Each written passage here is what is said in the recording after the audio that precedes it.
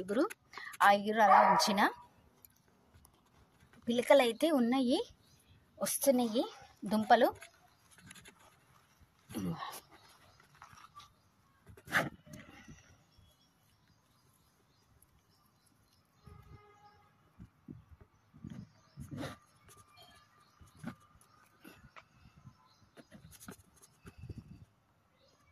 మనకి తీయటం రాదు కదా, వాళ్ళకైతే వ్యవసాయం చేసే వాళ్ళైతే చక్కగా తీస్తారు నీట్గా, ఎక్కడ కొమ్ము ఇరిగిపోకుండా తీస్తారు.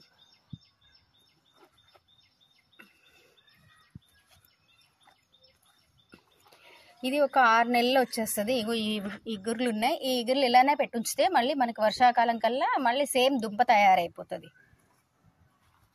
ఇదైతే నేను ఒక 5 సంవత్సరాల నుంచి ఇట్లనే సాతున్నా. అంటే ఇదే ప్లేస్లోని పసుపు కొమ్ములు తీస్తున్నా. తీసినప్పుడల్లా కేజీ 2 కేజీలు వస్తుంది. అంటే కేజీన్నర నుంచి 2 కేజీల వరకు. అంటే ఇట్లాగా కూలరు ఉన్న టబ్బులోని మట్టి పోసి ఒక్కటే ఒక కొమ్ము పెట్టిన.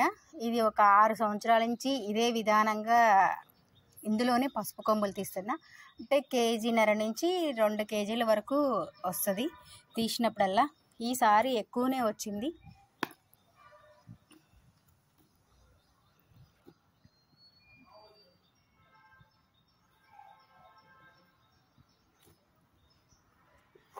ఇంకా ఉన్నాయి, శుభ్రంగా తీయాలి. ఇంకో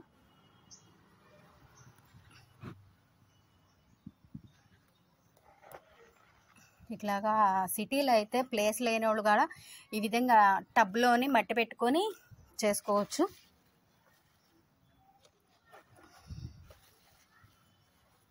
అది టమాటా చెట్టు.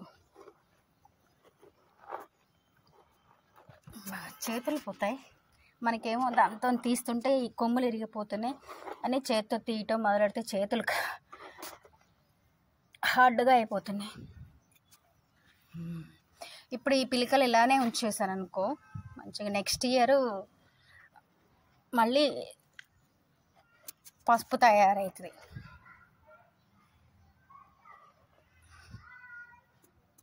నిరుడు చిట్టి టమాటాలు పెట్టిన. ఈ సంవత్సరం అంత పెద్దగా కాయలేదు చిట్టి టమాటాలు.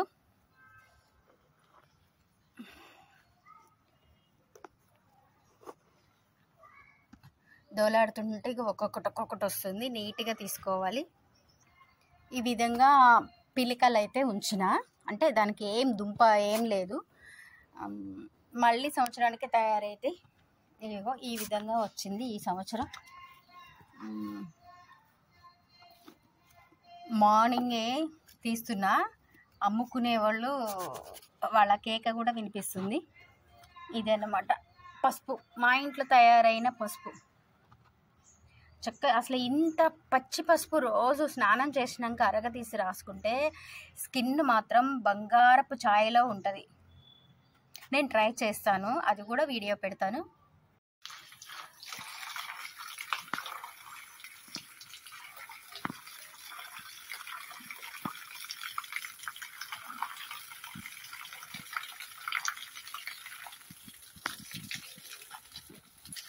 ఈ విధంగా అయితే నేను మంచిగా పైప్ పెట్టి కడిగేసిన.